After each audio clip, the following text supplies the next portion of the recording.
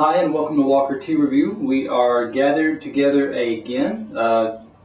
Gathered together may mean just if you're not out there, then that's just me, at least me and the cups and the tea kettle here and the tea. I know you're out there, and so let's go ahead and look at this tea and really enjoy this tea. And I hope you had a chance to find this, to go ahead and purchase this tea in advance and get it ready so that you are actually tasting here with me and with the rest of us. So let's go ahead and get right into this. We've got our equipment, and in preparing, getting the tea, you also got your equipment together. A basic cup, a Chinese style gaiwan. I've been using a gaiwan a lot lately, simply because it's kind of a standard and a consistent way to prepare teas. If you don't have a gaiwan, that's fine. There are plenty of other teapots out there to use. There are tasting cups that can be used. I don't recommend using one of those infuser mesh ball type contraptions. They're not going to work for something like, especially like a Wulong that we're looking at today. So that's about a teaspoon there. I'm going to add a little bit more, and you're kind of going on the philosophy that, and I'm going to add a little pinch here. You want to cover the bottom. This is about a 4-ounce gaiwan, so you want to cover that bottom plus a little bit more, but that gives us a nice covering on the bottom. Our water's been brought to a boil and then allowed to cool. It's probably been cooling for about 30-40 seconds now. We're adding our water in. We're going to swirling around, making sure that all the leaves get coated, and we're pouring in enough water so that a little bit of water will rest above the edge of the lid. Yes, just like so. I can now set my kettle off to the side here, slide this over ever so carefully so that we can talk about this tea. This tea is from TeasEtc. This is their traditional TiKuanYin, or T, yes, it's as they spell it, TiKuan, TiKuanYin, Y-in being Y-I-N, or same as the TieGuanYin.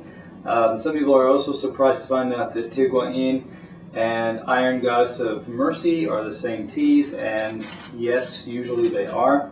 But TeasEtc, their traditional TieGuanYin, this you will find 1 ounce available for $8.95 on TeasEtc's website. You want to, a good note here, you want to join or sign up for TeasEtc's emails and newsletters, primarily because they will offer 20% off across the whole website every so often. So you'll get access to those sales. You'll get updates, news on those sales. TeasEtc has won some awards. They have they enter some teas, especially I think it was last year, was in Assam.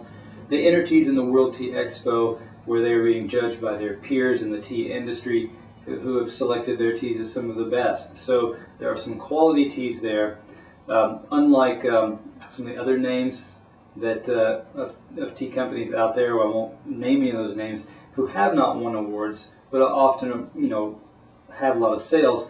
This one brings the combination of award-winning teas with good offers. Okay, so let's talk about this tea a little bit. I'm going to keep an eye here on my tea, and that's looking like it needs to stay a little bit longer. Traditional. Why traditional TiKuanYin or TieGuanYin? A lot of your traditional, the old style TieGuanYins, they had higher levels of roasting or firing or baking, depending on words that different people use.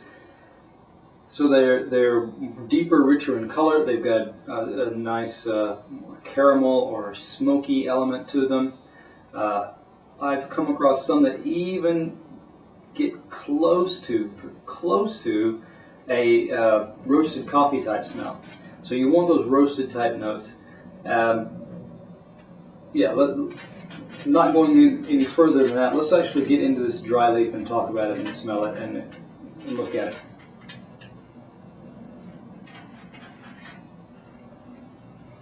Now, like I said, you often find those kind of roasted notes that come across. Now, this tea, I've recently opened the package because I want to keep it fresh as long as possible.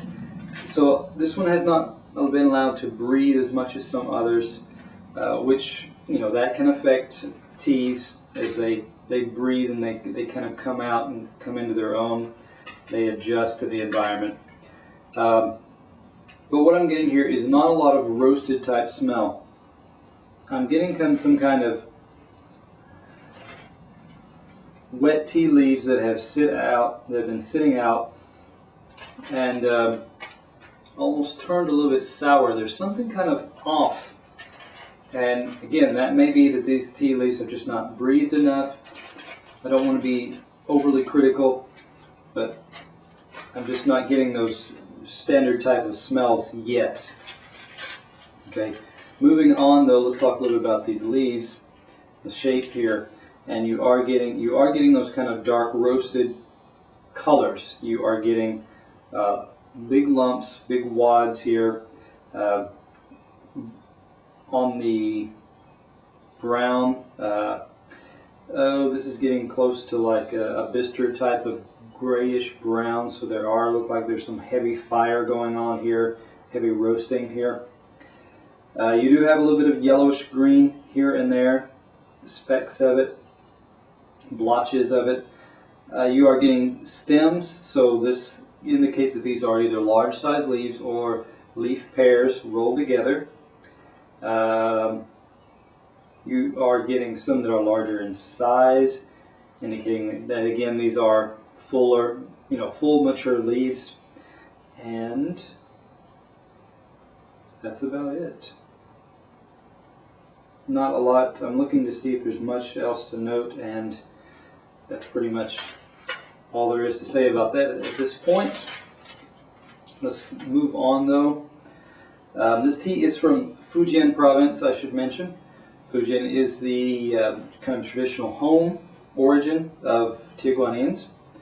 So now we're going to get ready to pour. And to pour, a couple of things you may note if you are new to using a gaiwan. Pick up your lid. You're going to be breaking the seal there. The water kind of created a seal. And lean it over to the side. Index finger holds the lid in place. Actually, I'm going to make a pretty wide opening because I want this to pour through smoothly. And there's a lot of water, like I said, almost to the edge of the bowl here. So I don't want my fingers to get too hot. Wider opening allows it to pour faster, gets it past my fingers faster. So we pour it just like that. And a couple of leaf bits slip through, but that's fine. We're not concerned about that. So that gives us a nice color there. We'll set that aside and look at that in just a moment. Talking about this wet leaf now. Smells are already much better. It's a good sign. Detecting some of the warmer, toastier notes coming off already.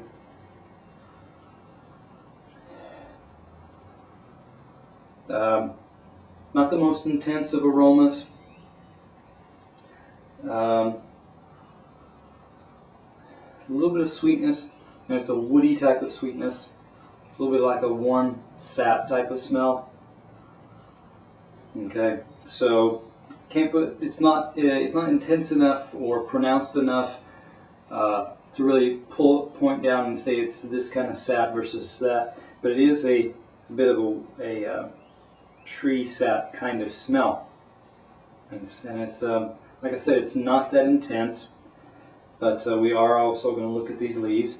You notice these leaves are darker in color than, like yesterday, we looked at a lighter roast TiKuanYin, which the least steep leaves became a deep green with a little bit of blue, so it was like a green-blue. This one is over towards like an olive drab. It's getting over towards kind of a brownish green, and again, that is likely due to the heat that's been applied to these leaves.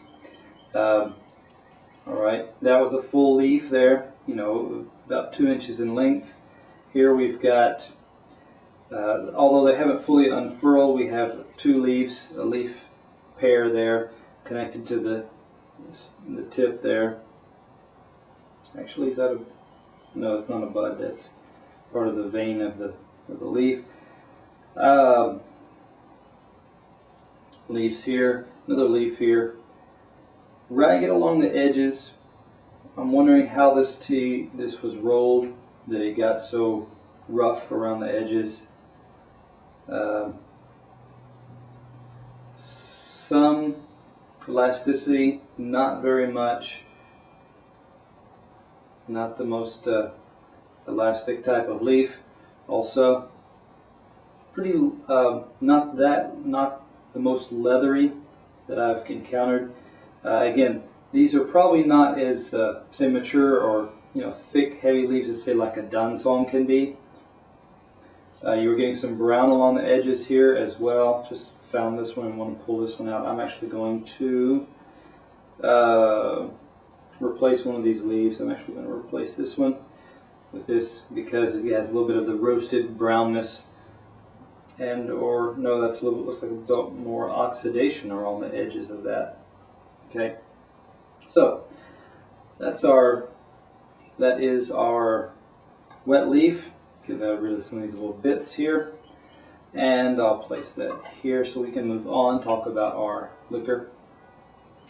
Liquor is it's got a bit of a golden, honey type color to it, so that it's a bit of a kind of a yellowish, yellow brown there, not the pure light. So it's close to a light, some beer colors there. Let's go ahead and give it a pour. You're smelling some of that kind of caramel, well, warm wood type of smells coming off of the liquor now.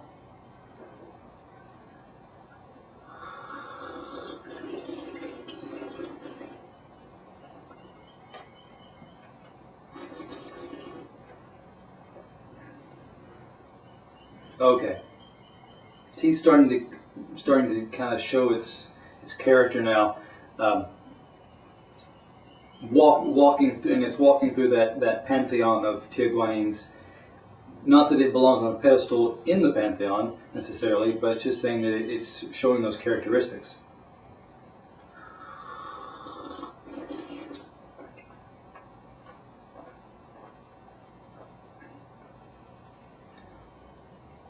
Bit of a caramel sweetness in there. Bit of that kind of English laurel type woody sweetness,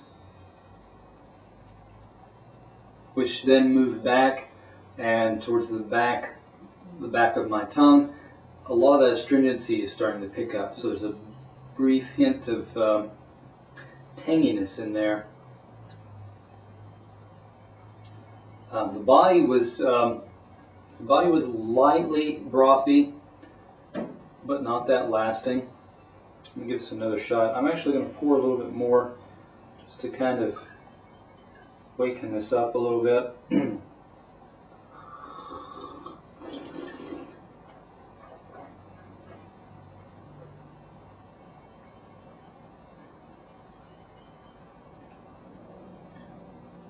Aftertaste, light, still holding onto that very faint citrus kind of tanginess to it. Again, that's very light. Or imagine maybe that tanginess is more of if you had a piece of freshly cut wood and you chewed on it. There's a little bit of that kind of bitterness in there. Well, bitterness isn't really the right word, but bite to it, tartness to it. That's a better word. So that's there. I'm feeling a bit of a kind of gumminess in the mouth, a stickiness, a juiciness. It's like it's creating this kind of mouth stickiness in my mouth, which is a positive. The tea creates a character in your mouth.